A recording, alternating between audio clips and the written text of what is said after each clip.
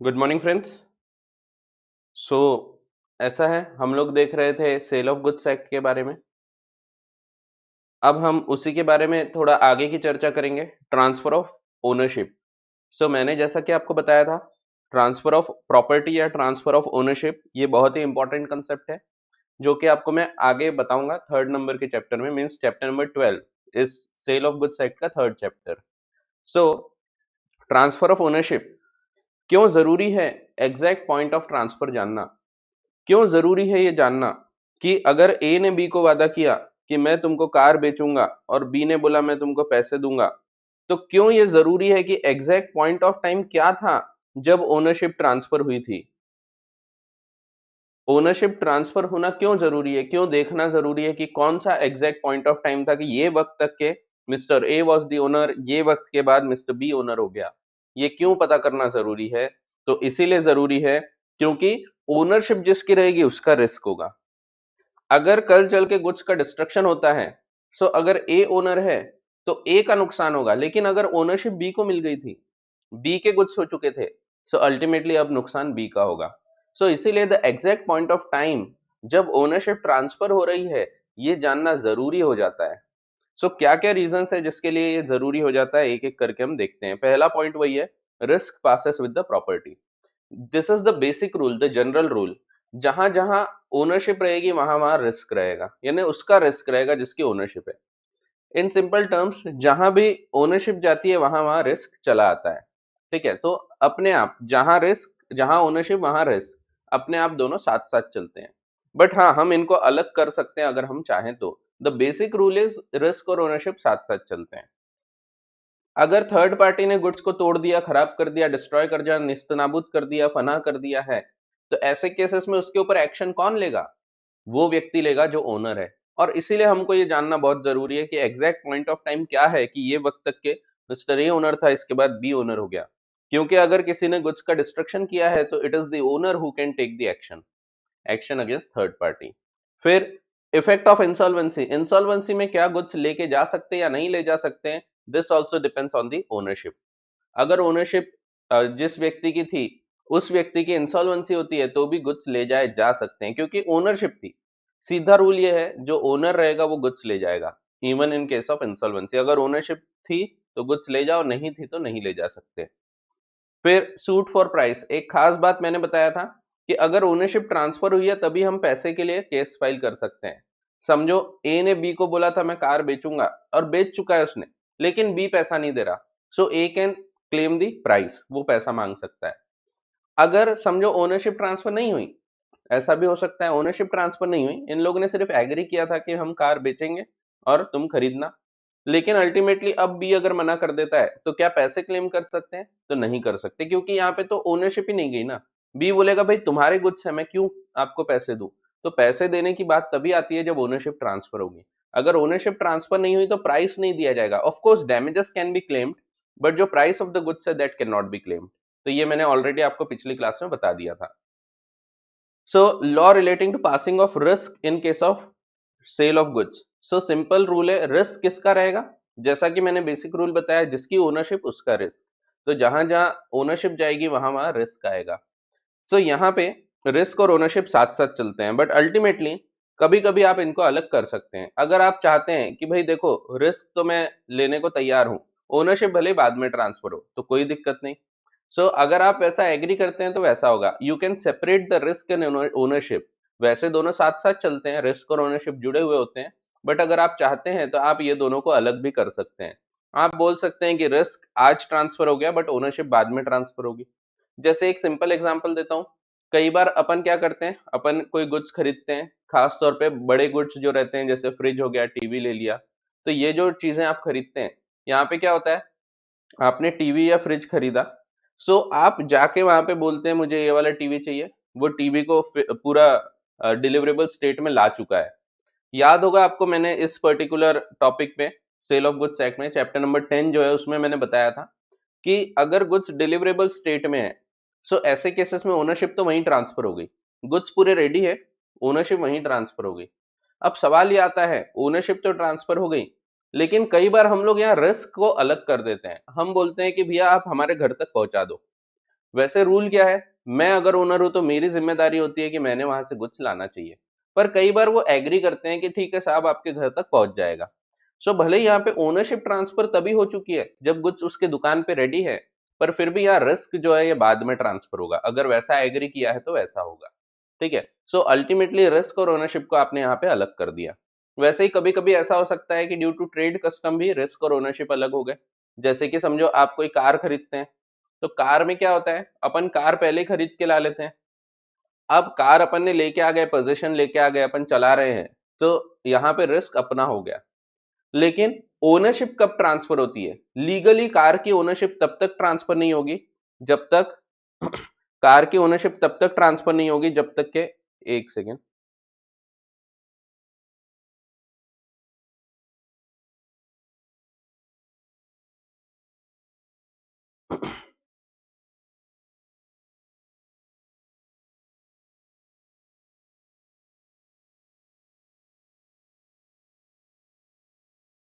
Hello hello, हाँ एक second, connection गया, इंटरनेट गया था, वन सेकेंड।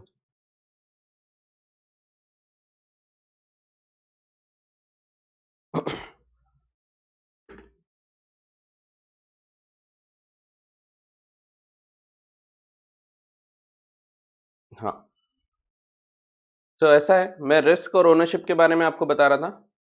सो कार के केस में क्या होता है, मैंने कार आज दे दिया, पोजीशन दे दिया, कार लेके चले जाता है आगे वाला व्यक्ति, तो यहाँ पे रिस्क तो ट्रांसफर हो गया, पर ओनरशिप ट्रांसफर नहीं होती। क्योंकि ओनरशिप कब ट्रांसफर होती है, ओनरशिप लीगली तब ट्रांसफर होती है जब आप आरटीओ में जाके, जो ट्रांसपोर्ट ऑफिस होता है वहां जाके आप उस कागज को, उस कार के कागज को अपने नाम से करते हैं। यानी आप जब आरसी बुक में अपना नाम चढ़वाते हैं, तब जाके ओनरशिप ट्रांसफर होती है। सो अल्टीमेटली यहाँ भी रिस्क और ओनरशिप अलग हो गया। रिस्क तो कार लेके आ गए तो रिस्क आ गया अपने आप, तो अपने ऊपर रिस्क आ गया, बट ओनरशिप कब आएगी, जब एक्चुअल में आप आरसी बुक पे नाम चढ़ाएंगे। सो ऐसे केसेस में भी रिस्क और ओनरशिप को आप सेपरेट कर सकते हैं।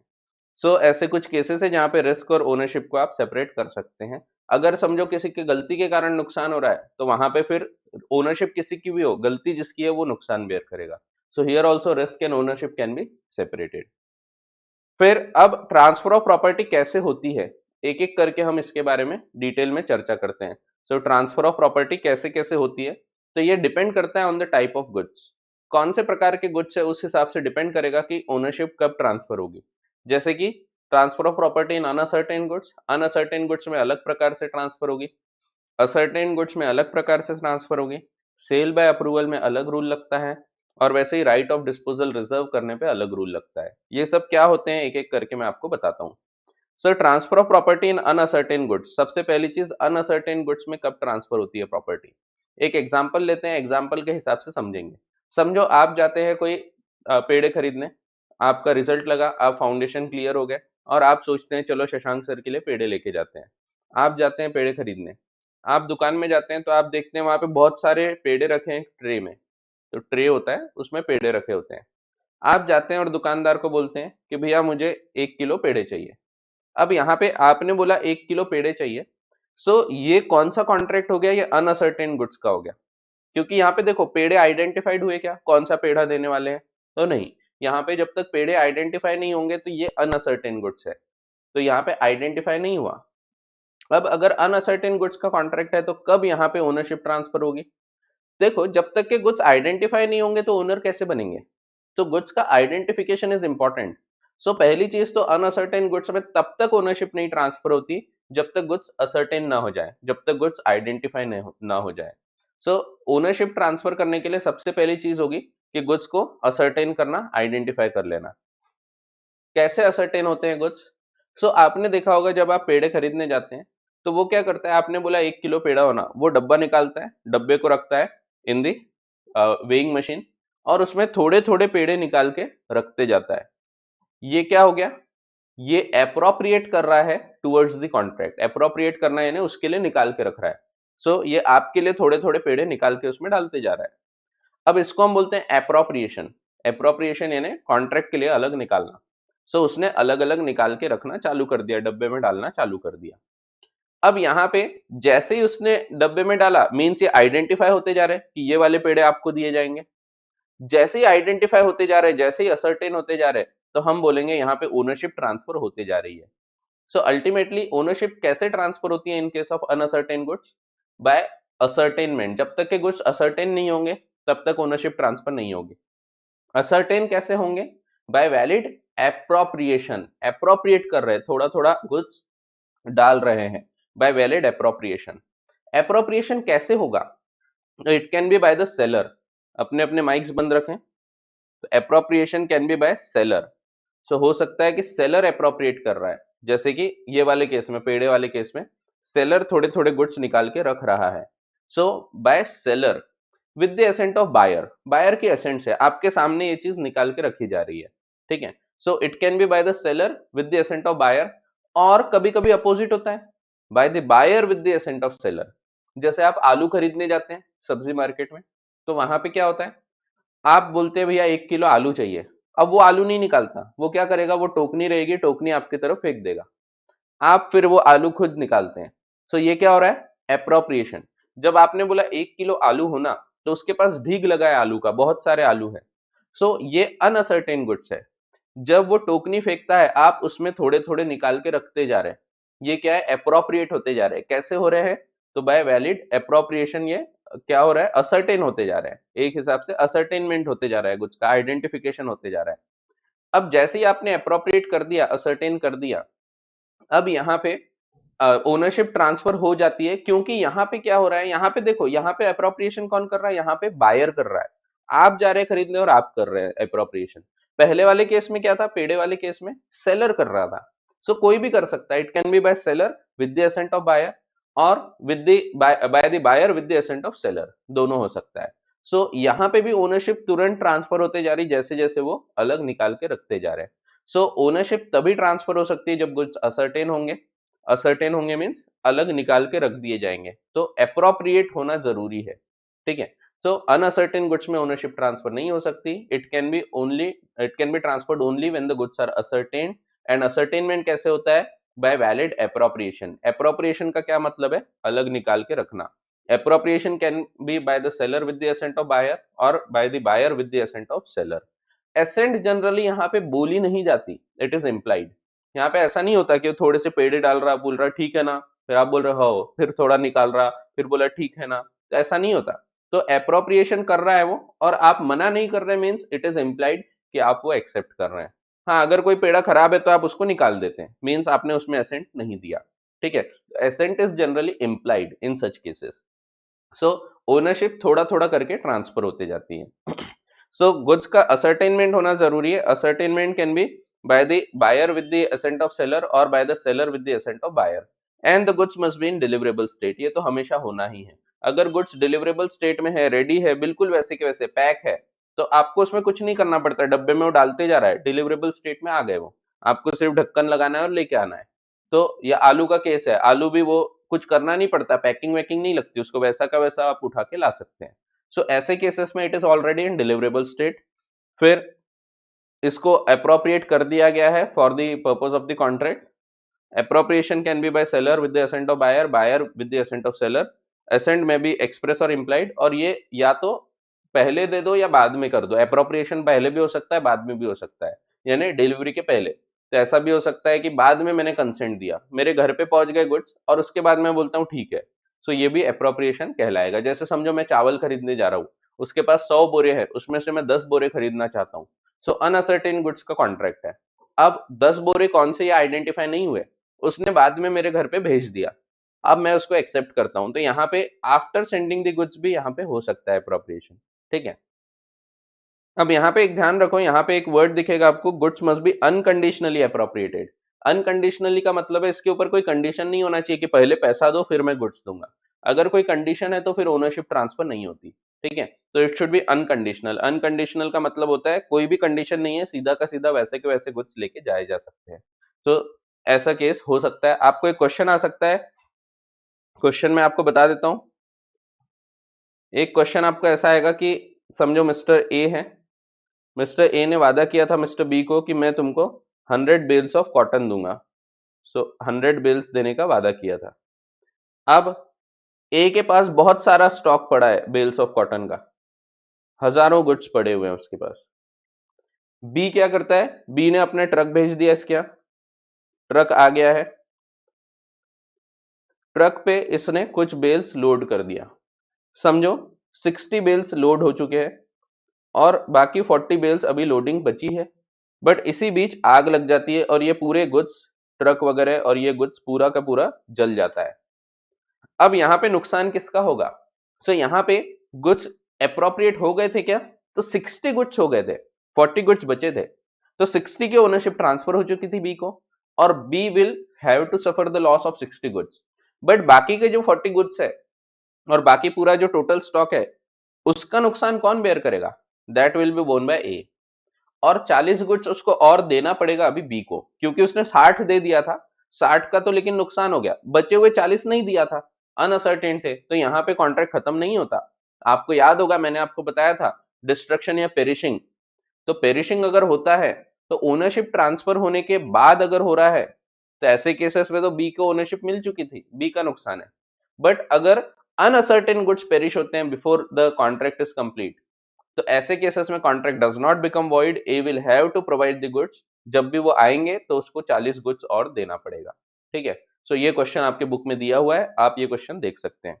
दूसरा एक इंपॉर्टेंट पॉइंट बता दूं मैं, जब भी आप गुड्स देते हैं, समझो मैं एक सेलर की बात कर रहा हूं, सेलर है, सेलर क्या करता है, गुड्स सेंड करता है टू द बायर। अब ओनरशिप कब ट्रांसफर होती है? जैसा कि मैं बोल रहा हूं एप्रोप्रिएशन पे होती है, तो अल्टीमेटली अगर आप देखोगे तो ownership at this point of time transfer होती है, जैसे ही गुड्स ट्रक पे लोड कर दिए गए, तो यहाँ पे गुड्स लोड कर दिए तो ओनरशिप ट्रांसफर होते जा रही। जैसे यहाँ पे भी मैंने बताया कि गुड्स लोड हो गए और ओनरशिप ट्रांसफर हो गई, क्योंकि गुड्स अप्रोप्रिएट हो चुके, डिलीवरेबल स्टेट में ट्रक में भरे हैं, बस ट्रक चालू करो और लेके जाओ। सो ऐसे केसेस में भी जहां पे गुड्स रखे थे, जहां पे वो लोड हो गए, वहां पे ओनरशिप ट्रांसफर हो जाती at this point of time. अब यहाँ पे ओनरशिप तो ट्रांसफर हो चुकी है, तो ओनरशिप ट्रांसफर हो गई, लेकिन कैरियर के पास है गुड्स, न सेलर के पास है अभी, न बायर के पास है अभी, दोनों के पास गुड्स नहीं है। गुड्स किसके पास है? गुड्स अपने सनी पाजी के पास है, रास्ते में है। सो यहाँ पे हम मान लेते हैं कि जो कैरियर है he becomes the agent of buyer, ये बायर का एजेंट बनता है। ठीक है, तो ध्यान से सुनो मैं क्या बोल रहा हूं। कैरियर बायर का एजेंट कब बनता है? When he is an independent carrier, independent होना चाहिए। अब इंडिपेंडेंट का क्या मतलब है? वो ट्रांसपोर्टेशन कंपनी होना चाहिए। अगर ये सेलर का खुद का ट्रक है तो यहां ओनरशिप ट्रांसफर नहीं होती। ठीक है, ये रूल थोड़ा अलग है। सो सेलर का खुद का ट्रक है तो यहाँ पे he does not become the agent of buyer. अगर बायर का खुद का ट्रक है तो एजेंट की बात ही नहीं आती, वो तो बायर को डायरेक्ट ही गुड्स दे दियो आपने। लेकिन अगर ट्रक ड्राइवर इंडिविजुअल है, एक अलग खुद की ट्रांसपोर्टेशन कंपनी चलाता है, जैसे अपने सनी पाजी, सनी ट्रेवल्स प्राइवेट लिमिटेड, तो सनी ट्रेवल्स वाले सनी पाजी है, अब सनी पाजी खुद की ट्रक चलाते हैं, तो ऐसे केसेस में जब सनी पाजी को गुड्स दिया तो इट विल बी डीम्ड कि हमने बायर को गुड्स दे दिया, क्योंकि the carrier becomes the agent. But ध्यान रखो, it should not be a conditional contract. अब कंडीशनल का क्या मतलब है? ये राइट ऑफ डिस्पोजल रिजर्व करना, ये एक वर्ड दिखेगा जो मैं अभी जस्ट थोड़ी देर बाद आपको समझाऊंगा। सो ऐसे केसेस में अगर राइट ऑफ डिस्पोजल रिजर्व किया है तो वहां पे रूल थोड़ा सा अलग चलता है। ठीक है, सो ऐसा है। इसके बाद सेकेंड टाइप है transfer of property in case of ascertain goods. अब यहाँ असर्टेन गुड्स का मतलब आप ध्यान रखो, असर्टेन इंक्लूड्स स्पेसिफिक गुड्स। ठीक है, तो ascertain includes specific goods, that is आप इसको ही बोल सकते हैं सीधा सीधा आइडेंटिफाइड, आइडेंटिफाइड गुड्स। ठीक है, तो आइडेंटिफाइड गुड्स में ओनरशिप कब ट्रांसफर होती है, असर्टेन गुड्स में ओनरशिप कब ट्रांसफर होती है? सो असर्टेन गुड्स अलग अलग प्रकार के हो सकते हैं। पहली चीज, तो पहला रूल तो ये बोलता है कि अगर आप चाहते हैं कि 2 तारीख को ओनरशिप ट्रांसफर हो, वैसा होगा। आप चाहते हैं 20 तारीख को ट्रांसफर हो, वैसा होगा। सो पहली चीज है, जैसा ये लोग चाहते हैं, पार्टीज जैसा चाहती है वैसे ओनरशिप ट्रांसफर हो सकती है। लेकिन अगर कुछ एग्री नहीं किया तो ये जो आगे बताए गए रूल्स हैं, ये रूल्स अप्लाई होते हैं। जब आप ये नहीं जान सकते कि उनका इंटेंशन क्या था, what were the terms of the contract, what was the intention of the parties, what was the nature of the transaction, what were the circumstances, अगर आप ये सब चीजों को नहीं देख सकते हैं, इसके हिसाब से टाइम नहीं बता सकते हैं, तो ऐसे केस में फिर आगे बताए गए रूल्स काम आते हैं। सो बेसिक रूल इज, उन लोग जैसा चाहते हैं वैसा ओनरशिप ट्रांसफर कर सकते हैं, बट अगर हम नहीं बता पा रहे कि वो क्या चाहते थे, कॉन्ट्रैक्ट में कुछ क्लैरिटी नहीं थी, सो ऐसे केसेस में हम ये रूल्स लगाते हैं। पहला रूल है when the specific goods are in deliverable state. मैंने आपको बताया था स्पेसिफिक गुड्स, इसका मतलब होता है विच वाले गुड्स, विच वाले, कौन से वाले, विच वाले। तो जब मैं विच वाले गुड्स खरीदना चाहता हूं, मैं जाता हूं टीवी की दुकान में और मैं जाता हूं देखता हूं Sony Bravia 4K 65 inch full HD smart TV. So मैं ये टीवी पसंद करता हूं, मैं बोलता हूं यही वाला टीवी चाहिए। वो बोलता है और भी टीवी है हमारे पास, मैं बोलता नहीं नहीं यही वाला, इसका भी दूसरा मॉडल नहीं, यही वाला, मेरे को दूसरा पैकिंग मत खोलो, यही वाला उतारो और मेरे को दे दो। वो तुरंत उतारता है और पैक करके रख देता है। It is a specific goods in deliverable state. तो स्पेसिफिक गुड्स है डिलीवरेबल स्टेट में, रेडी है पूरे, तो यहां पे ओनरशिप कब ट्रांसफर होगी, जब ये गुड्स रखे हुए हैं पूरे, रेडी है डिलीवरेबल स्टेट में, तो जैसे हमने कॉन्ट्रैक्ट किया ओनरशिप ट्रांसफर हो जाती है। So ownership gets transferred even if the delivery of the goods has not been taken, even if the price of the goods have not been paid, but फिर भी ownership gets transferred. So सबसे पहली चीज आपके मन से ये हटा दो कि भाई जब गुड्स ले जाएंगे तब ओनरशिप ट्रांसफर होगी, जब पैसे देंगे तब ओनरशिप ट्रांसफर होगी, ऐसा कुछ नहीं होता। ओनरशिप ट्रांसफर होना इज अ सेपरेट कंसेप्ट, और delivery of goods, payment of price, ये सब अलग चीज है। So ownership can be transferred even if the delivery has not been taken, even if the price has not been paid. So ownership तुरंत transfer हो जाती है if the goods are ready, deliverable state, पूरे pack होके रखे थे TV, मैंने बोला ये वाला टीवी मेरे को चाहिए, उसने बोला ठीक है, बेचा, मैंने खरीदा, भाव ताव हुआ और खरीदी बिक्री हो गई। जैसे ही हमने कॉन्ट्रैक्ट किया ओनरशिप गेट्स ट्रांसफर्ड। अब जैसे ही कॉन्ट्रैक्ट हुआ रिस्क पूरा मेरा हो गया। अब समझो यहाँ कॉन्ट्रैक्ट हुआ और बिजली गिर गई उस टीवी पे, और कॉन्ट्रैक्ट कंप्लीट हो चुका था, तो रिस्क किसका रहेगा, बायर का, बायर की ओनरशिप थी, क्योंकि जैसे ही कॉन्ट्रैक्ट हुआ ओनरशिप ट्रांसफर हो गई बायर को। अब अगर गुड्स का डिस्ट्रक्शन होता है तो loss will be of the buyer, ठीक है। वहीं अगर ओनरशिप ट्रांसफर होने की थी तो loss will be of the seller, ठीक है। बट यहाँ पे क्योंकि स्पेसिफिक गुड्स डिलीवरेबल स्टेट पूरे रेडी है, डिलीवर करने के लायक, कुछ करने की जरूरत नहीं, पैक होके रखे हैं, वैसे के वैसे उठा के ले जा सकते हैं, दिस इज डिलीवरेबल स्टेट। तो ऐसे केसेस में ownership gets transferred as soon as the contract is made, the first point. Second point है जब स्पेसिफिक गुड्स है but to be put in deliverable state है, ऐसे गुड्स जो डिस्प्ले पे लगा हुआ था, एक टीवी, सेम टीवी का एग्जांपल डिस्प्ले पे लगा था, वो बोलता है मेरे को, मैं खरीदने को तैयार हूं, वो बेचने को तैयार है, हम लोग ने एग्री कर लिया यही वाला टीवी चाहिए हमको जो डिस्प्ले हो रहा है। अब ये जो टीवी डिस्प्ले हो रहा था, हम लोग ये खरीदने को तैयार है, मैं खरीदने को तैयार हूं, वो बेचने को तैयार है। वो बोलता है साहब उसको निकाल के देना पड़ेगा, पैक वैक करना पड़ेगा, थोड़ा टाइम लगेगा। मैं बोलता हूँ ठीक है। अब यहाँ पे हम लोगों ने एग्री कर लिया कि वो खरीदने बेचने का हमने कॉन्ट्रैक्ट कर लिया, वो गुड्स निकाल के देने वाला है। अब यहां पे ओनरशिप कब ट्रांसफर होगी, यहां भी स्पेसिफिक गुड्स है, आइडेंटिफाई हो गए, but to be put in deliverable state, ये डिलीवरेबल स्टेट में नहीं है, पैक होके नहीं रखे हैं। सो ऐसे केसेस में क्या किया जाएगा, जब तक के पैकिंग नहीं होती, जब तक डिलीवरेबल स्टेट में नहीं आते और मुझे बताया नहीं जाता, तब तक ओनरशिप ट्रांसफर नहीं हो सकती। सो यहाँ पे it should be put in deliverable state and then it should be inform to the buyer, क्योंकि मेरे को अपने आप थोड़ी पता लगेगा, सो मुझे बताना भी तो पड़ेगा। तो वही है कि यहाँ पे जब डिलीवरेबल स्टेट में आ जाएंगे, वो उतारेगा, पैक करके रखेगा, और फिर मुझे फोन करके बोलेगा शर्मा जी आपके गुड्स रेडी है ले जाओ, तब ओनरशिप ट्रांसफर होगी। गुड्स वहीं रखे हैं लेकिन उसने जैसे ही मेरे को नोटिस दे दिया, सो ओनरशिप यहाँ पे ट्रांसफर होगी, ठीक है। और कई बार ऐसा होता है स्पेसिफिक गुड्स है, डिलीवरेबल स्टेट में भी है, पर उस पर कुछ कार्य करना बचा है for ascertainment of the price, जैसे कि वेट करना, मेजर करना, टेस्ट करना। सो ऐसे केसेस में ओनरशिप ट्रांसफर होगी क्या, तो नहीं, जब तक के वो काम नहीं होता। जैसे कई बार ऐसा होता है, मैं समझो लोहा खरीदने गया, अब क्या होता है, फैक्ट्री होती है, ये जो फैक्ट्री रहेगी, फैक्ट्री में क्या होता है, फैक्ट्री के सामने गेट पे ऐसा एक लोहे का प्लेटफॉर्म रखा होता है। क्या होता है, जब गुड्स लेने को ही जाता है तो मेरा ट्रक आएगा, ट्रक पहले इस प्लेटफॉर्म पे खड़ा होगा, फिर अंदर जाता है वो ट्रक, अंदर से गुड्स भर के आते हैं, फिर से ये प्लेटफॉर्म पे खड़ा होता है। ये प्लेटफॉर्म पे क्या हो रहा है, इस पे वेट निकाला जाता है ट्रक का। दो प्रकार से वेट निकालते हैं, जब खाली ट्रक आया तो खाली ट्रक का आप वेट निकाल लेते हैं पहले। खाली ट्रक का वेट आ गया, फिर ट्रक अंदर गया, अंदर जाके भर के आया, सो भरे ट्रक का फिर से वेट निकाला जाता है। तो ट्रक भर गया था और भरे हुए ट्रक का वेट निकाला जाता है। अब भरा हुआ ट्रक माइनस खाली truck is equal to the weight of the goods. Simple सा मैथ्स है। सो गुड्स का वेट कैसे निकलता है? भरा ट्रक माइनस खाली ट्रक। तो पहले खाली ट्रक का वेट हो गया विदाउट गुड्स, अंदर गया, गुड्स भर के आए, उसमें लोहे के पूरे जो इक्विपमेंट से भर के आए। अब वजन करना बचा है। देखो डिलीवरेबल स्टेट में कब आ गया? डिलीवरेबल स्टेट में तो गुड्स यहीं पे आ गए। यहां पे जैसे ही ये फिल कर दिए गए, जैसे ही गुड्स लोड कर दिए गए उस पर्टिकुलर ट्रक में, तो यहाँ पे डिलीवरेबल स्टेट में तो तुरंत आ गए वो। तो यहाँ पे स्पेसिफिक गुड्स है, आइडेंटिफाई हो गए, डिलीवरेबल स्टेट में भी है, लेकिन यहाँ ओनरशिप ट्रांसफर नहीं होगी। क्यों? क्योंकि कुछ कार्य करना बचा था। क्या करना बचा था? वेट निकालना।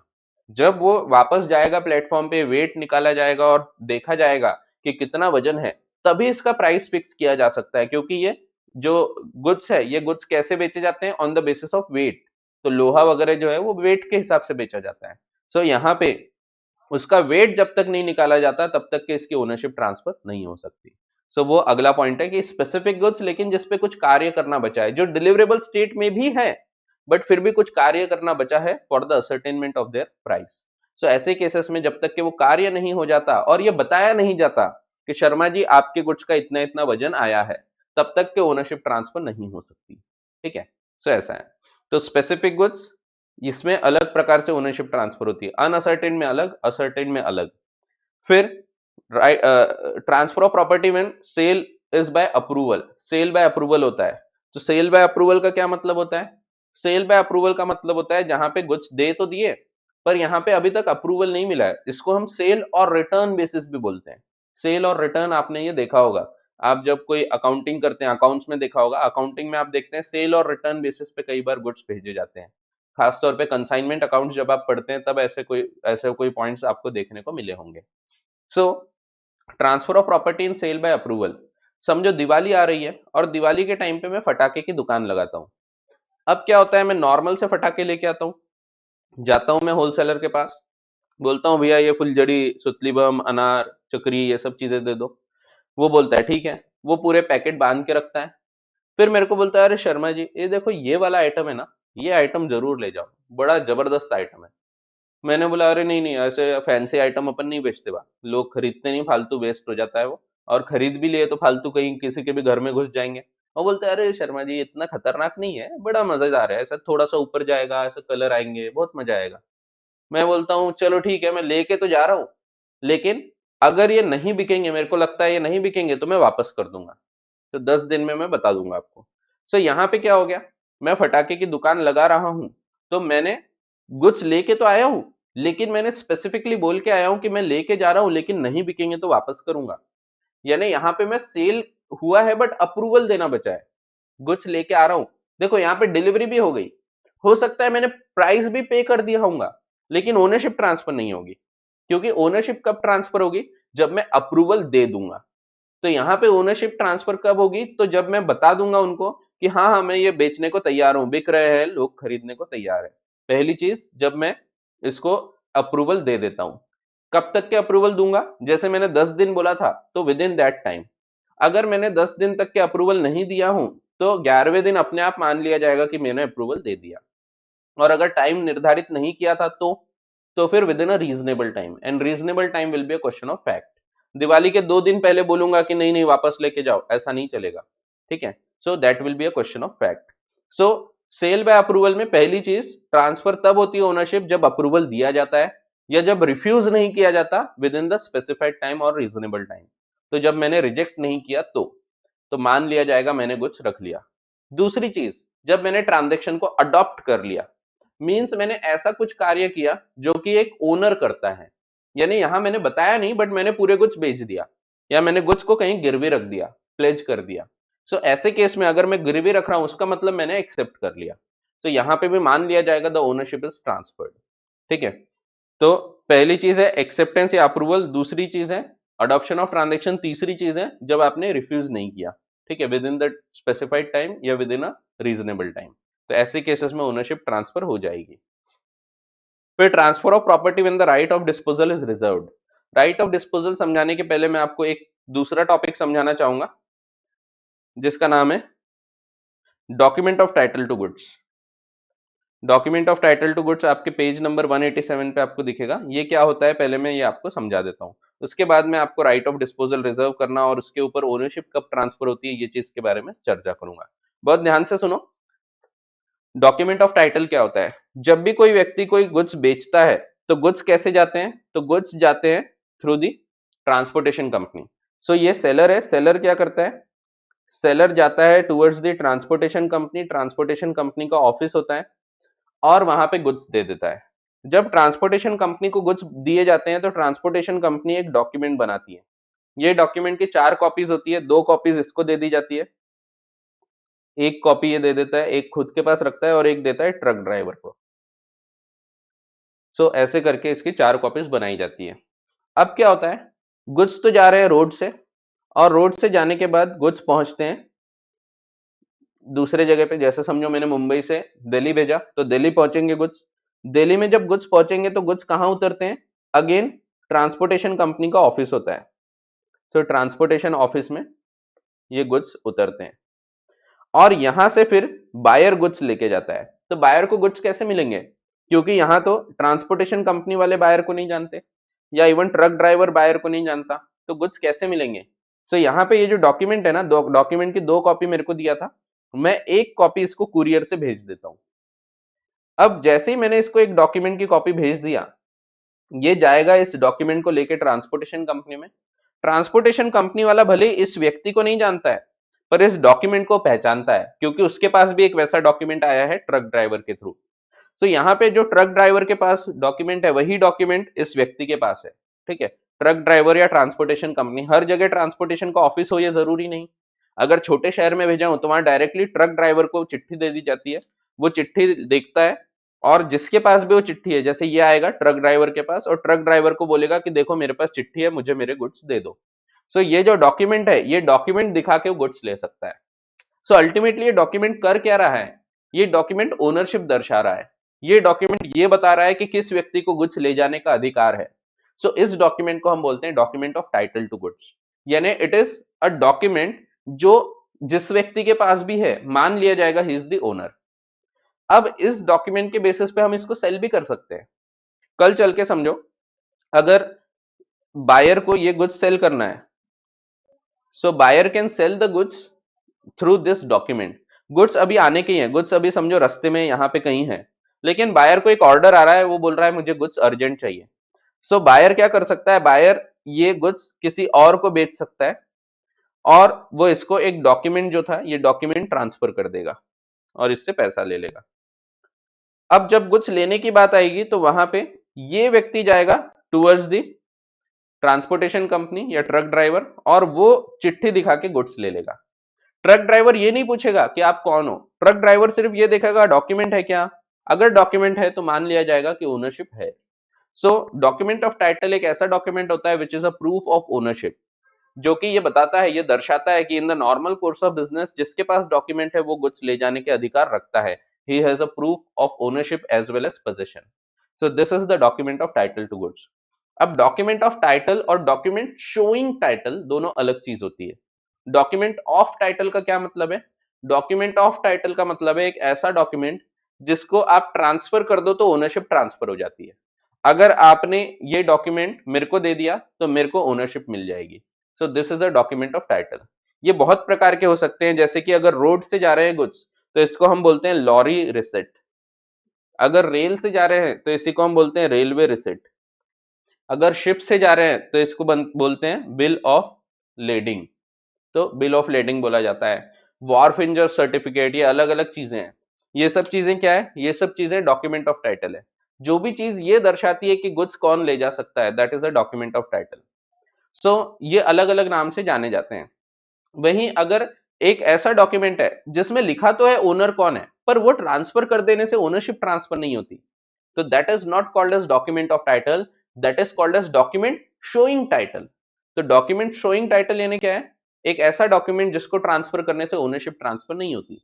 एक सिंपल एग्जांपल, मेरे कार की आरसी बुक, अगर मैं रजिस्ट्रेशन सर्टिफिकेट जो है बुक है वो मैं आपको दे देता हूं, तो क्या आप मेरे कार के ओनर बन जाएंगे? तो नहीं, आप ओनर नहीं बनेंगे, ओनर तो मैं ही हूं। सो दिस डॉक्यूमेंट जो आरसी बुक है, क्या ये डॉक्यूमेंट ऑफ टाइटल है? The answer is no, it is document showing title. ये शो कर रही है कि टाइटल किसका है, बट ये ट्रांसफर करने से ओनरशिप ट्रांसफर नहीं हो सकती। ठीक है, so there is a difference between document of title and document showing title. Document of title वो होता है जो ट्रांसफर कर दिया तो ओनरशिप ट्रांसफर हो जाती। डॉक्यूमेंट शोइंग टाइटल वो होता है जो ट्रांसफर कर दिया तो ओनरशिप ट्रांसफर नहीं होती, बट सिर्फ ये दिखा रहा है कि ओनर कौन है। जैसे कि share certificate, it is a document showing title, but share warrant it is a document of title. ठीक है, सो डॉक्यूमेंट ऑफ टाइटल ऐसे ही ट्रांसफर कर सकते हैं, या तो बाय मेयर डिलीवरी या by endorsement and delivery, sign करके डिलीवर कर दो, सो ओनरशिप ट्रांसफर हो जाती है। ठीक है, अब यहां पे हम देख रहे हैं राइट ऑफ डिस्पोजल रिजर्व करने का क्या मतलब है। सो डॉक्यूमेंट ऑफ टाइटल अलग अलग प्रकार के हो सकते हैं, ये सबके नाम दिए हैं आपको। It can be a bill of leading, it can be a, एक बार मैं बता देता हूँ। It can be a bill of leading, जब शिप से जाता है तो बिल ऑफ लीडिंग बनता है। डॉक वारंट, डॉक वारंट भी शिप से जब जाता है तब बनता है। वेयर हाउस कीपर सर्टिफिकेट, कभी कभी ऐसा होता है कि मैंने एक डॉक्यूमेंट बना के दिया, समझो मैं, आप मेरे दुकान में आए, मेरे दुकान में बहुत भीड़ थी, आपको जो गुड्स चाहिए थे वो मेरे वेयर हाउस में रखे हैं, तो मैं क्या करूंगा, मैं यहाँ पे आपको एक चिट्ठी बना के दे दूंगा और एक चिट्ठी में वेयर हाउस कीपर को भेज दूंगा। तो यहाँ पे क्या होगा, आप जाओगे वेयर हाउस कीपर के पास और उसको चिट्ठी दिखा के गुड्स ले सकते हो। अल्टीमेटली ये जो सर्टिफिकेट है वेयर हाउस कीपर सर्टिफिकेट, ये सर्टिफिकेट ये दर्शा रहा है कि कौन गुड्स ले जा सकता है। ठीक है, तो warehouse keeper certificate. Wharfinger certificate, wharfinger कौन होता है? तो वार्फ यानी एक प्लेटफॉर्म होता है अलोंग दी वाटर बॉडी, तो पानी वगैरह जहां पे रहता है, समुद्र होता है, पोर्ट होता है। पोर्ट थोड़ा बड़ा काम हो गया। वार्फ का क्या मतलब है, यहाँ पे सिर्फ गुड्स जो होते हैं वो लोड और अनलोड होते हैं, तो शिप आता है यहाँ पे, गुड्स को लोड और अनलोड करने का काम यहाँ पे किया जाता है। यहाँ पे जो व्यक्ति केयर टेकर होता है इसको हम बोलते हैं वार्फ इंजर। तो Wharf is just a platform along side a water body. ठीक है, it is not a port. वहां पे आप, पोर्ट में क्या होता है ना, पोर्ट में आपको गुड्स स्टोर करने की भी जगह होती है, यहाँ पे स्टोरेज नहीं होता, सिर्फ आप उसमें उतार सकते हैं, with in a fix time आपको वो क्लियर करना पड़ता है, वहां से ले जाना पड़ता है। ठीक है, या वहां से चढ़ा सकते हो आप गुड्स को, बट वहां पे आप स्टोर नहीं कर सकते, वहां रोक नहीं सकते बहुत दिन तक। ठीक है, तो यहाँ से आपको गुड्स तुरंत ले जाना पड़ता है। यहाँ भी वार्फ इंजर का सर्टिफिकेट होता है, समझो वार्फ पे गुड्स आके रख दिए, सो मेरे को अगर गुड्स लाना है तो एक वार्फ इंजर सर्टिफिकेट होता है, मैं जाके वो वार्फ इंजर को दिखाऊंगा कि मुझे गुड्स दे दो, वो देखेगा उसके पास सेम सर्टिफिकेट होगा, मैच करेगा और मुझे गुड्स दे देगा। So this is called as wharfinger certificate. जब रेल से जाते हैं तो रेलवे रिसिट बनती है, जब ट्रक से जाते हैं लॉरी रिसिट बनती है, जब बहुत सारे मोड्स जाते हैं तो मल्टी मोडल ट्रांसपोर्ट डॉक्यूमेंट बनता है। जैसे कि पहले शिप से आए, फिर ट्रेन से आए, फिर ट्रक से आए, तो अलग अलग मोड से आ रहे हैं, तो मल्टी मोडल ट्रांसपोर्ट डॉक्यूमेंट। और वैसे ही डिलीवरी ऑर्डर भी बन सकता है। डिलीवरी ऑर्डर यानी मैंने एक चिट्ठी में लिख के दे दिया कि ये साहब आएंगे, इनको डिलीवरी दे देना, एक चिट्ठी मैंने दूसरी दुकान में भेज दिया आपने। तो मेरी दो दुकान है, आप मेरे यहाँ आते हैं, मैं बोलता हूँ मेरे यहाँ कुछ नहीं है, वो दूसरी दुकान है मेरी, वहां चले जाओ, और मैं आपको एक चिट्ठी दे देता हूँ, एक चिट्ठी में उसको भेज देता हूँ, तो वो आप वो चिट्ठी वहां दिखाओगे, आपको वहां पे गुड्स मिल जाएंगे। ठीक है, तो ये सब document of title to goods है। सो डॉक्यूमेंट ऑफ टाइटल अलग चीज है और डॉक्यूमेंट शोइंग टाइटल अलग चीज है। ठीक है, अब राइट ऑफ डिस्पोजल जब रिजर्व करते हैं तब क्या होता है? यहां ओनरशिप ट्रांसफर नहीं होती। सबसे पहले तो राइट ऑफ डिस्पोजल रिजर्व करने का क्या मतलब है? राइट ऑफ डिस्पोजल रिजर्व करने का यह मतलब है कि मैं गुड्स नहीं देने बोल रहा हूं जब तक एक पर्टिकुलर कंडीशन पूरी नहीं होती। मैंने गुड्स भेज तो दिया हूं, लेकिन मैं बोल रहा हूं कि ये गुड्स देना नहीं जब तक पैसे नहीं मिलेंगे। तो एक सिंपल एग्जांपल, जैसे समझो मैं गुड्स भेज रहा हूं, मैं यहां सेलर हूं, मैंने गुड्स भेज दिया थ्रू ट्रक, ट्रक के थ्रू मैंने गुड्स भेज दिया। तो मैं हूं शर्मा जी सेलर, यहाँ पे बायर पांडे जी, पांडे जी है जो गुड्स खरीदने को बोल रहे हैं, मैं बेचने को तैयार हूं, मैंने गुड्स भेज भी दिया, लेकिन मैंने ट्रक ड्राइवर को बोला हूं कि देखो भाई, सनी पाजी को बोला हूं, देखो सनी पाजी, पांडे जी को गुड्स को हाथ भी नहीं लगाने देना जब तक वो पैसे नहीं देते, क्योंकि एक बार गुड्स गए तो पांडे जी पैसे देते ही नहीं, बहुत टाइम लगता है फिर रिकवरी को। सो मैंने ट्रक ड्राइवर को क्या बोला, मैंने बोला कि मिस्टर बी को तब तक गुड्स नहीं देना जब तक पैसे नहीं देते, पैसे ले लो पहले उनसे, फिर उनको गुड्स उतार के दो। ऐसे केसेस में मैंने क्या किया हूं, मैंने राइट ऑफ डिस्पोजल रिजर्व किया हूं, मैंने बोला हूं गुड्स नहीं देना जब तक पैसे नहीं मिलेंगे, कंडीशन रखा हूं। सो ऐसे केसेस में ओनरशिप ट्रांसफर नहीं होती। जो ऊपर मैंने रूल बताया था वहां स्पेसिफिकली बताया हूं कि राइट ऑफ डिस्पोजल रिजर्व नहीं किया होना चाहिए, अनकंडीशनल होना चाहिए। अगर कंडीशन रखी है राइट ऑफ डिस्पोजल रिजर्व किया हो, right to dispose of the goods, goods देने के अधिकार को मैंने रोका हूं, मैंने बोला हूं तब तक गुड्स नहीं देना जब तक पैसे नहीं मिलते, तो ऐसे केसेस में ये क्या है, it is called as a right of disposal reserve करना। राइट ऑफ डिस्पोजल जब रिजर्व किया हूं तब ओनरशिप ट्रांसफर नहीं होती। जनरल रूल क्या है, जनरल रूल मैंने बताया था यहीं पे ओनरशिप ट्रांसफर हो जाती है जब गुड्स पूरे डिलीवरेबल स्टेट में है। पर जब राइट ऑफ डिस्पोजल रिजर्व करते हैं तब ओनरशिप यहां ट्रांसफर नहीं होती।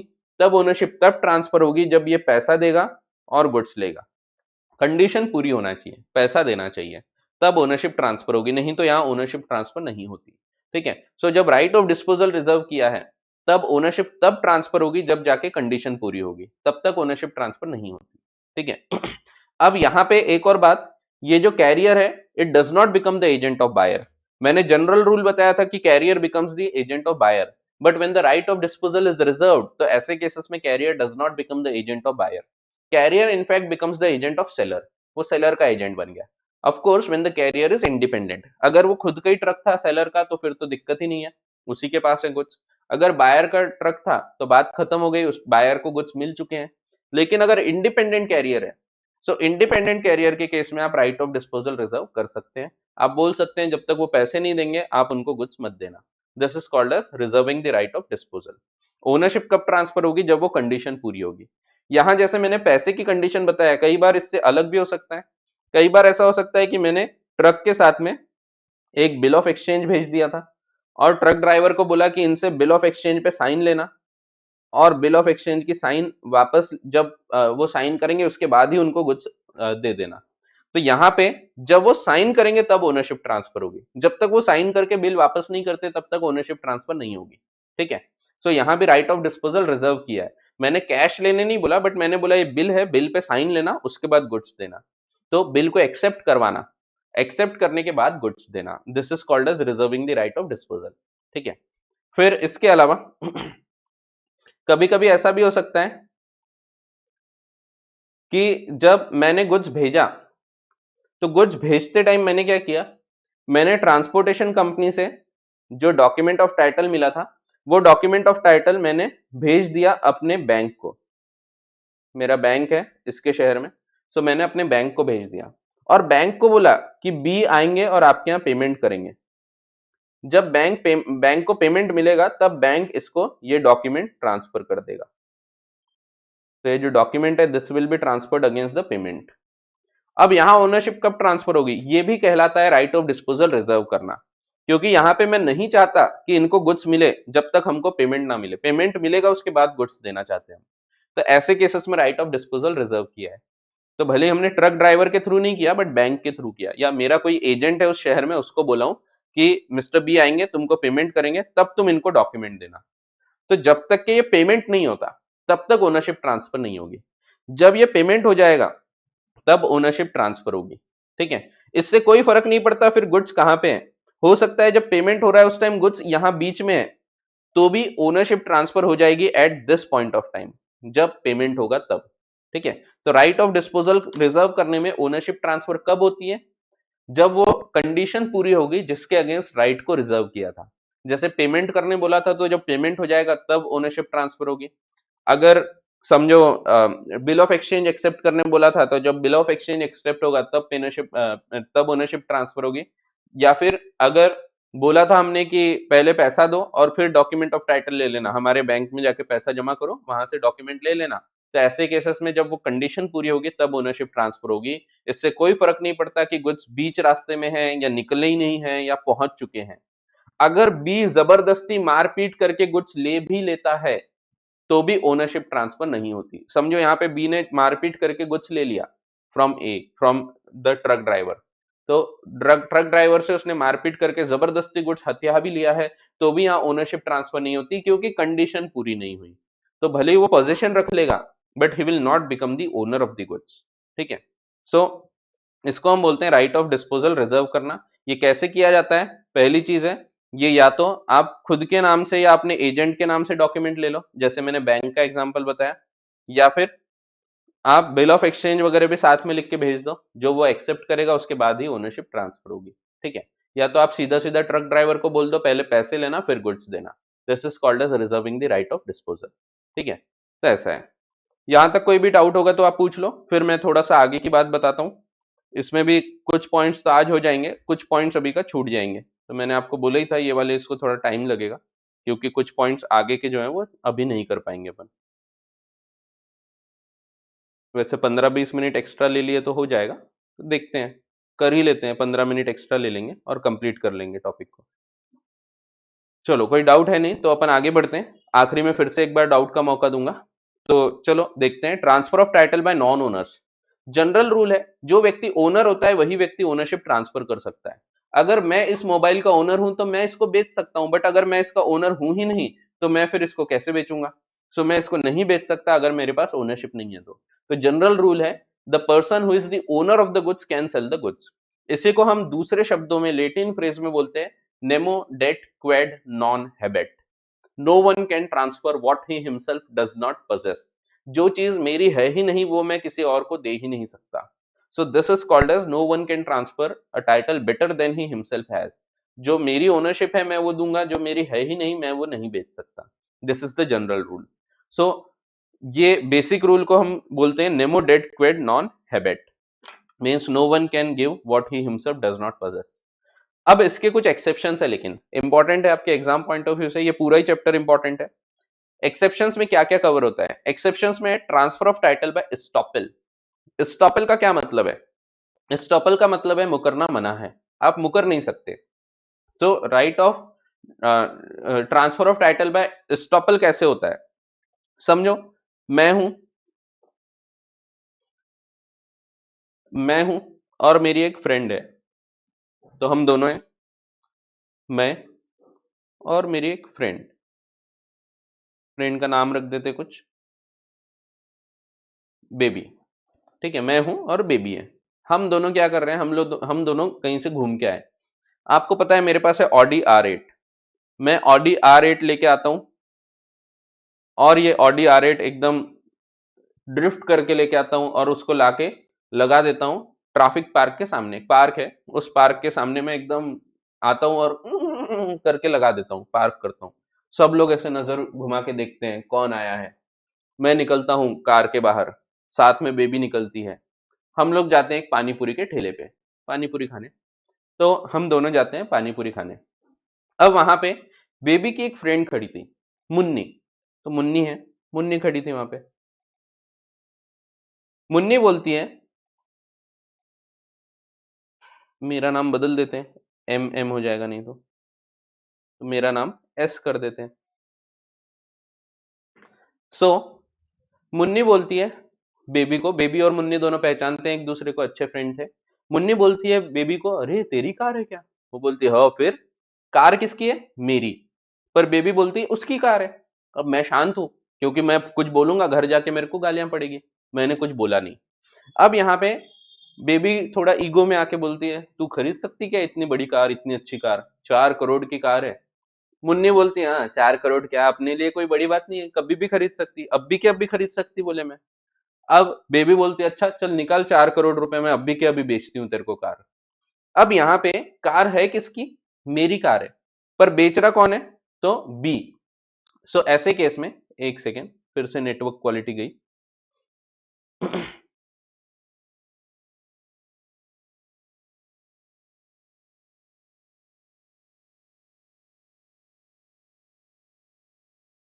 हाँ, एक सेकेंड।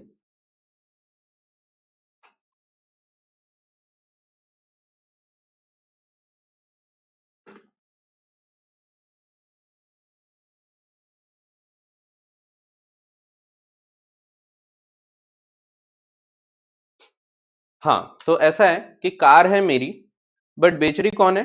तो बी। तो मेरे आंखों के सामने मेरी कार बेची जा रही है टू मुन्नी। मेरा क्या काम था? मैंने मना करना चाहिए था, बट मैंने मना नहीं किया। और मुन्नी निकालती है 4 करोड़ रुपए, 4 करोड़ रुपए दे देती है, और बेबी ने कार की चाबी मुन्नी को दे दी। अब यहाँ पे ओनर कौन है? ओनर तो मैं हूं, मेरे आंखों के सामने मेरी कार बेची जा रही है, बट मैं मुकरता नहीं हूं, मैं मना नहीं करता हूं, तो क्या मैं ऐसे केस में बाद में मना कर पाऊंगा? The answer is no. So यहां पे अगर मैं टाइम पे मना नहीं करता हूं तो लेटर ऑन मैं मना नहीं कर सकता। इसी को तो हम बोलते हैं स्टॉपल, मुकरना मना है। आई can not deny my previous conduct. जो कार्य मैंने पहले कर दिया, मैंने क्या किया, मैंने ये दर्शाया कि she has a right to cell.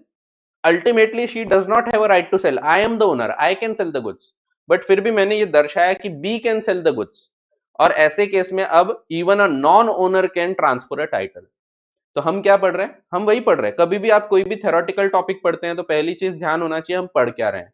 हम पढ़ रहे हैं कब कब एक व्यक्ति ओनर ना होते हुए भी चीज बेच सकता है। तो यहाँ पे ओनर नहीं है, B is not the owner, but still she can transfer a better title to Munni. So Munni will become the owner of the goods even if B was not the owner, seller was not the owner. Owner तो मैं था, but फिर भी यहाँ estoppel के through ownership transfer हो जाएगी। सो this is the first case, title transfer of title bye estoppel. फिर दूसरा रूल, कई बार मर्केंटाइल एजेंट के द्वारा सेल किया जाता है। मर्केंटाइल एजेंट का मतलब होता है बिजनेस एजेंट। सो बिजनेस एजेंट के थ्रू अगर सेल होता है तो ऐसे केसेस में भी ओनरशिप ट्रांसफर हो जाती है। भले ही ओनर कौन है, तो पी समझो मैं हूं, पी प्रिंसिपल, और मैंने एजेंट को गुड्स भेज दिया। गुड्स का या तो आइदर मैंने उसको गुड्स दे दिया या उसको मैंने डॉक्यूमेंट ऑफ टाइटल दे दिया, दोनों में से एक चीज उसके पास मैंने दे दिया अपनी इच्छा से। ओनर कौन होता है? तो ओनर तो मैं हूं, P is the owner of the goods.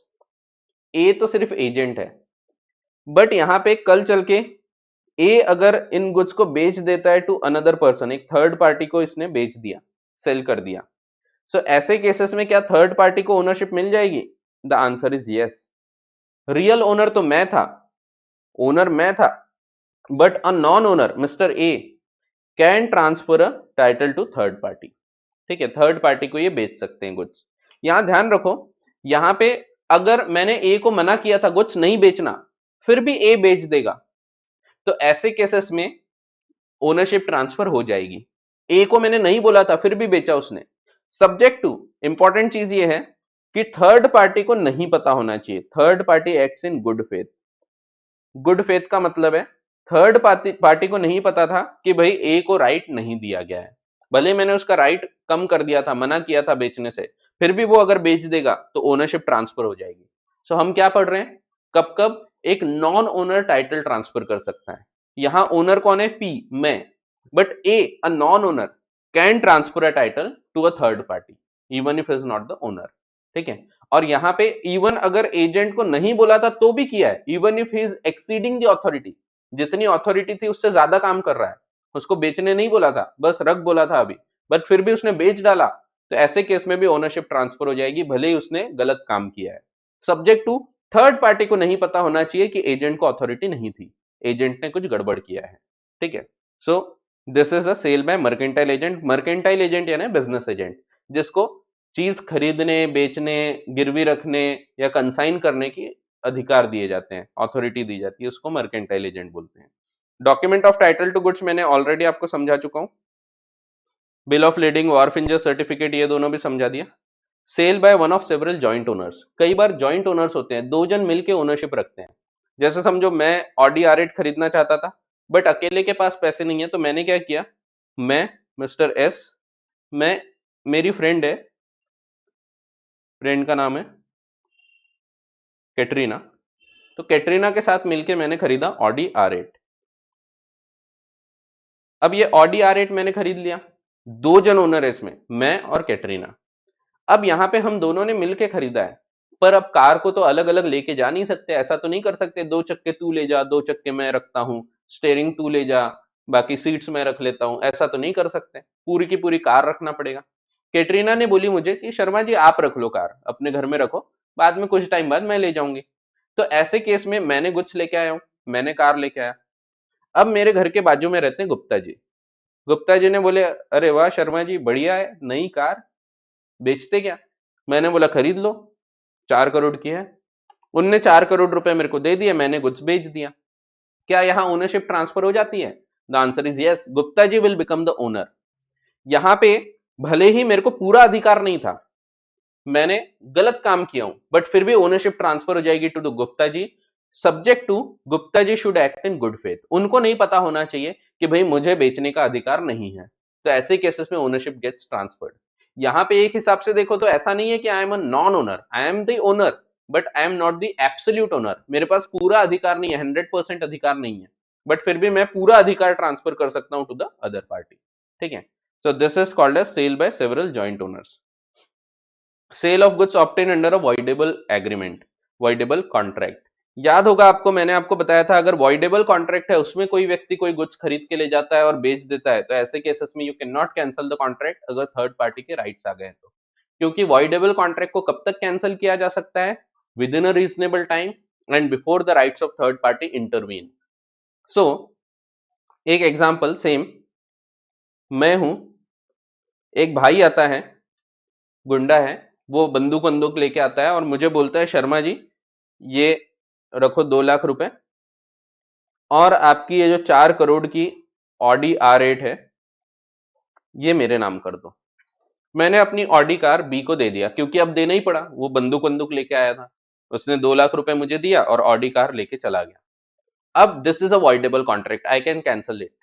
But समझो यहाँ पे बी ने इसको तुरंत ले जाके बेच दिया है टू अनदर पर्सन। समझो बी ने इसको ले जाके बेच दिया टू मिस्टर एक्स। अब क्या मैं इस कॉन्ट्रैक्ट को कैंसिल कर सकता हूं? The answer is no. Now I can not cancel the contract, क्योंकि अब थर्ड पार्टी के राइट्स आ चुके हैं। सो यहां पे अगर आप देखो तो मैं ओनर था, B was not the absolute owner, B को अधिकार नहीं थे, फिर भी उसने एक्स को बेच दिया और एक्स ने खरीद लिया, तो X will become the owner subject to he should act in good faith. ठीक है, गुड फेथ में एक्ट करना चाहिए। तो वॉइडेबल कॉन्ट्रैक्ट में भी ओनरशिप ट्रांसफर हो जाती है even if the seller does not have the absolute right. B को पूरा अधिकार नहीं है, यहाँ पे मेरा अधिकार था, उसने तो गलत किया है मेरे साथ, पर फिर भी x will get the good title. ठीक है, बट ये रूल वॉइड एग्रीमेंट में या इलीगल एग्रीमेंट में नहीं लगता। ये कब लगता है? वॉइडेबल एग्रीमेंट्स में, वॉइडेबल कॉन्ट्रैक्ट में। ठीक है, तो एग्रीमेंट की जगह कॉन्ट्रैक्ट, कॉन्ट्रैक्ट की जगह एग्रीमेंट यूज करो तो चलता है। ठीक है, ऑलरेडी मैंने बता चुका हूं। वैसे ही sale by seller in position of goods after sale and sale by buyer in position over which the seller has some rights, दोनों में अच्छे से एक साथ समझा देता हूं, ध्यान से सुनो, बड़े इंटरेस्टिंग और बहुत ही इंपॉर्टेंट है ये दोनों भी पॉइंट्स। सो क्या बोला है, फिर से एक बार पढ़ो। Sale by seller in position of goods,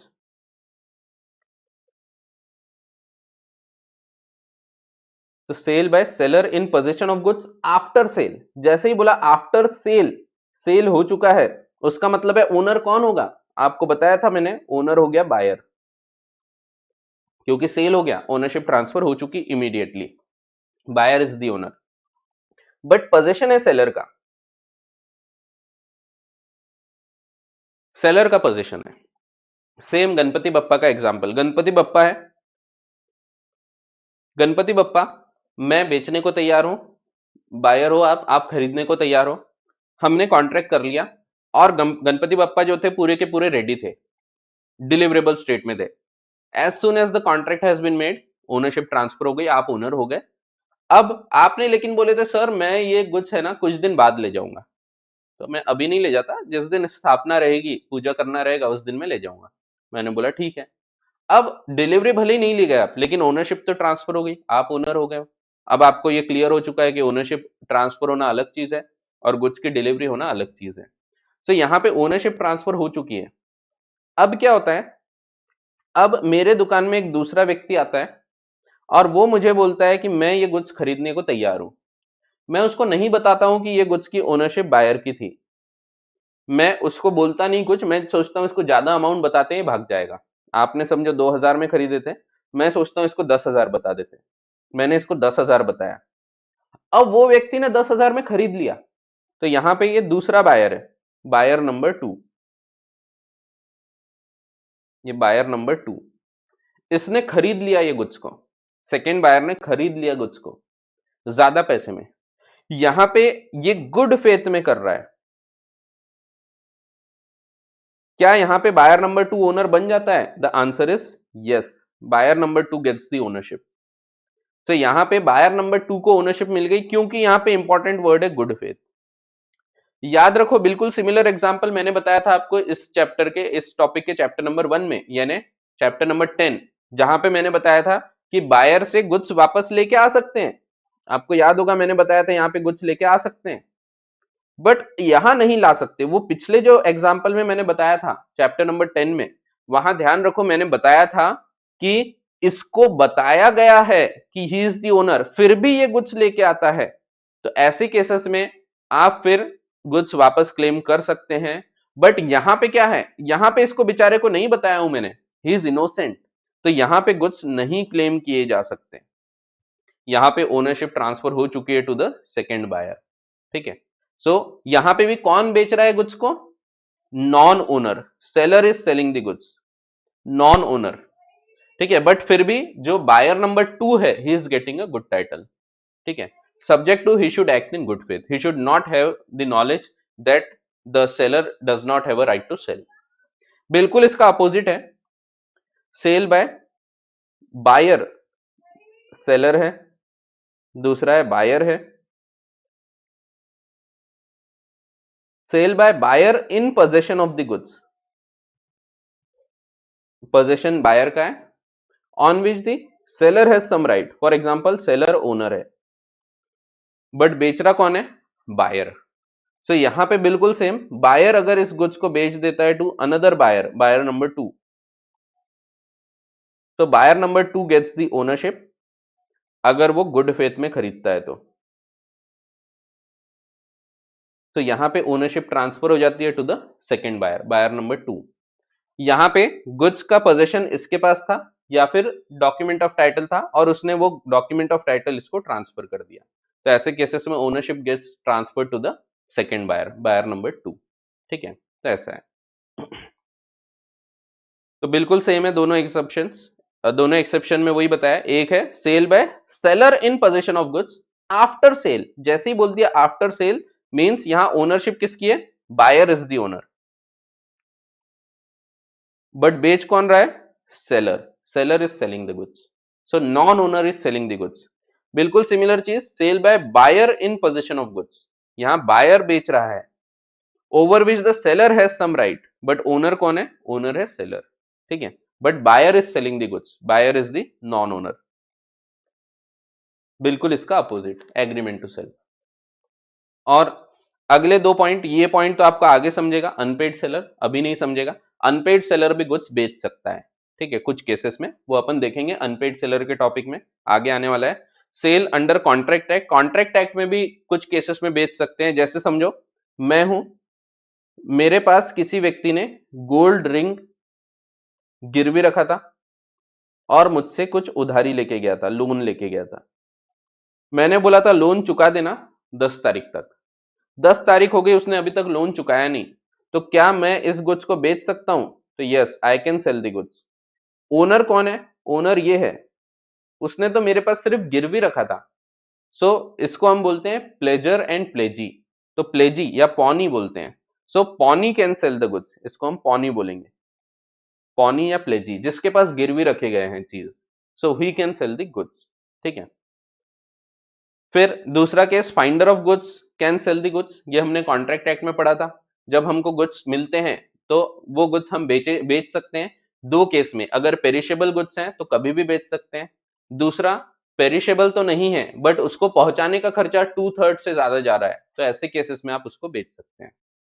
और वैसे ही official receiver of the company can, official liquidator या receiver of the company can sell the goods. तो ऑफिशियल रिसीवर कब होता है, जैसे एक कंपनी है, कंपनी इंसॉल्वेंट हो गई तो ऑफिशियल रिसीवर या ऑफिशियल लिक्विडेटर अपॉइंट होगा, तो ये जो लिक्विडेटर है ये सेल कर रहा है, ओनर कौन है, company is the owner of the goods, but फिर भी बेच रहा कौन है, ऑफिशियल रिसीवर, और यहाँ पे भी जो थर्ड पार्टी है जो गुड्स को खरीद रही है, he will get a good title. So यहाँ भी non owner can transfer a title better than he himself has.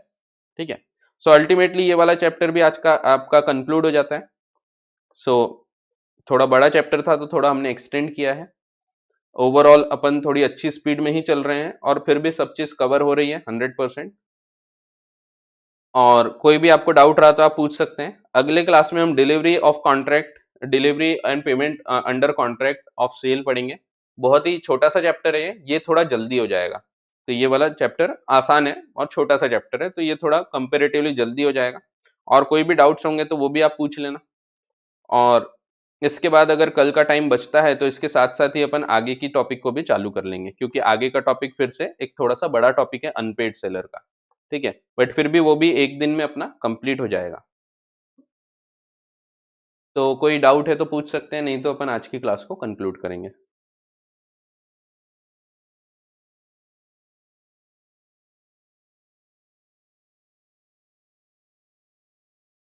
चलो, कोई डाउट नहीं है तो आज की क्लास कंक्लूड करते हैं, अगले क्लास में अपन बाकी की चर्चा करेंगे। चलो, थैंक यू।